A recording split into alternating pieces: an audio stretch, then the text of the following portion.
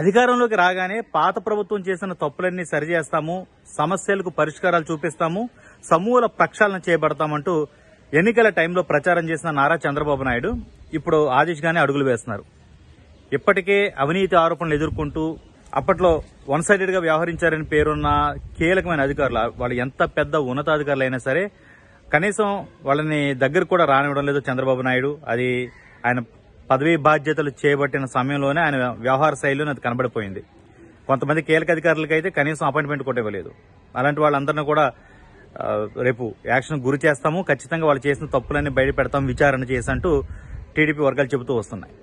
ఇది అలా ఉండగా రెండవది అత్యంత కీలకమైనది తిరుపతిలో. ఆయన ప్రమాణ స్వీకారం చేసిన వెంటనే తిరుపతి వెళ్లారు.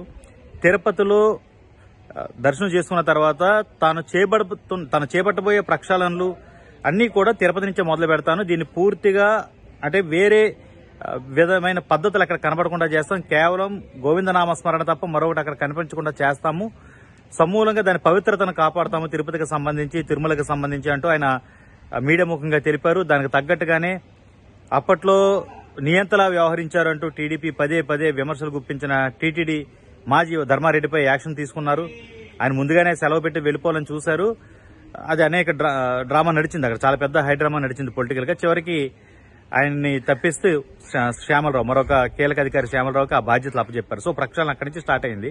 లేటెస్ట్ గా గత ప్రభుత్వంలో ప్రారంభించిన స్పందన కార్యక్రమం నిజానికి అది పాతదే, గ్రీవెన్స్ సెల్ అని ఉండేది. ప్రజలందరూ కూడా కలెక్టరేట్కి వెళ్లి సోమవారం నాడు ఉదయం తమ కష్టాలు చెప్పుకోవచ్చు, వాళ్ళు తమకున్నటువంటి క్షేత్రస్థాయి సమస్యలు చెప్పుకోవచ్చు, కలెక్టర్ స్థాయిలో దానికి పరిష్కారం అందజేస్తారు. అయితే లాస్ట్ ప్రభుత్వం దానికి జగన్ మోహన్ రెడ్డి ప్రభుత్వం స్పందన అని పేరు పెట్టి ఒక టోల్ ఫ్రీ నెంబర్ ఇచ్చి దాని ద్వారా మీరు సమస్యలు చెప్పుకోండి, వాటిని పరిష్కరిస్తామంటూ చెప్పుకుంటూ వచ్చారు. కానీ ఇప్పుడు దాని పేరు కూడా మార్చేశారు. ప్రజలకు సంబంధించిన సమస్యల పరిష్కార వేదిక అంటూ ఒక పేరు అయితే పెట్టారు, గ్రీవెన్స్ సెల్ అని. అదే కంటిన్యూ అవుతుంది ఆ ఫారం అని. ప్రజల సమస్యలను వెంటనే క్షేత్రస్థాయిలో తెలుసుకుని వాటిని పరిష్కరించడానికి పావులైతే కదుపుతున్నారు. ఒక విధానాలు కూడా రూపొందించారు చంద్రబాబు నాయుడు. సో ఈ నేపథ్యంలో స్పందన అనే పేరు తీశారు. గత ప్రభుత్వంలో ఏవైతే తప్పులు జరిగాయో వాటన్నింటినీ కూడా ప్రక్షాళన చేసుకుంటూ వస్తున్నారు అని టీడీపీ వర్గాలు చెప్తున్నాయి. నెక్స్ట్ ఆయన పోలవరం మీద దృష్టి పెట్టబోతున్నారు. పోలవరానికి సంబంధించిన కూడా ఏవైతే తప్పులు జరిగాయో, ఎందుకు అది ఆగిపోయిందో, ఎలాంటి అంశాల మీద, అసలు ఏ స్థితిలో ఉంది పోలవరం అనే దాని మీద కూడా ఆయన దృష్టి పెట్టబోతున్నారు.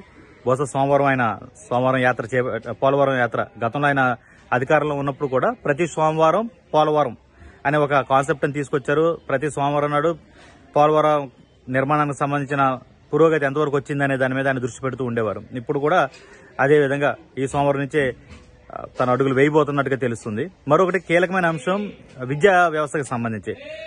విద్యాశాఖ మంత్రి ఎవరిని పర్టికులర్ గా పెట్టలేదు, కానీ కేబినెట్ లో ఖచ్చితంగా దాన్ని హెచ్ఆర్డీ రూపంలో మానవ వనరుల అభివృద్ధి శాఖ అనే పేరుతో నారా లోకేష్ కి దాన్ని కట్టబెట్టారు. నారా లోకేష్ చేతిలోనే అది ఉండబోతుంది. విద్యా వ్యవస్థలో కూడా గత ప్రభుత్వం తీసుకొచ్చిన కొన్ని అంశాలను ప్రక్షాళన చేయబోతున్నట్టుగా తెలుస్తుంది.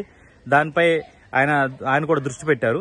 ఈవెన్ చంద్రబాబు నాయుడు కూడా విద్యాశాఖ మీద పూర్తి స్థాయిలో దృష్టి పెట్టండి చెప్పారు. ఎందుకంటే గత ప్రభుత్వంలో చాలా మంచి జరిగిందంటూ చెప్పుకునే కొన్ని పద్ధతులు ఉన్నాయి, విధానాలు ఉన్నాయి. ఆ ప్రభుత్వం పదే పదే ప్రచారం చేసింది. నాడు నేడు కావచ్చు, ఇంగ్లీష్ మీడియం కావచ్చు, ఇలాంటి అంశాలు. వాటిలో జరిగిన అవకతవకల్ని సరిచేస్తూనే మరింత మెరుగైనటువంటి పద్ధతుల్ని విద్యార్థులకు అందజేస్తాము, విద్యా వ్యవస్థను బాగు చేస్తామంటూ ఇప్పుడు ప్రభుత్వం, చంద్రబాబు నాయుడు ప్రభుత్వం చెప్తూ వస్తుంది. సో వాళ్ళ నెక్స్ట్ దృష్టి విద్యా వ్యవస్థ మీద పెట్టబోతున్నారు. చంద్రబాబు నాయుడు, లోకేష్ కూడా దాని మీద దృష్టి పెట్టారు. సో ఓవరాల్ గా ప్రక్షాళనకైతే అడుగులు వేస్తున్నారు. కానీ వాటి ఫలితాలు ఎలా ఉండబోతున్నాయి, అది టీడీపీ చెప్తున్నట్టు మంచికి దారి తీస్తుందా, లేకపోతే మరొక రాజకీయ కోణం ఉంటుందా తెలియాలంటే మరికొంతకాలం వెయిట్ చేయాల్సిందే. మరిన్ని అప్డేట్స్ కోసం చూస్తూనే ఉండండి ఏబీపీ దేశం.